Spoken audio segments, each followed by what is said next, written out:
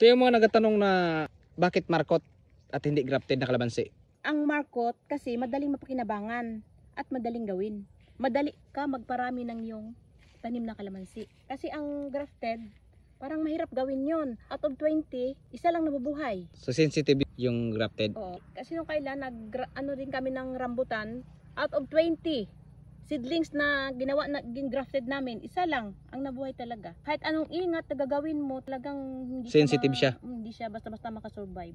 Di tulad nitong markot na pag markot ka, walang ka problema.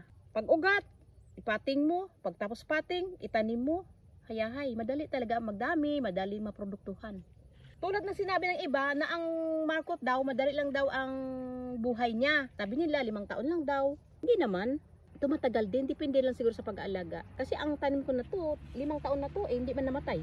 Pero kung yun talaga ang ano ng iba na nakakatakot, baka mamatay agad, di magkaedad ang kalamansi mo ng 5 taon, magtanim ka ulit ng panibago para kung sakaling mamatay man siya, at least meron kang panibagong tanim.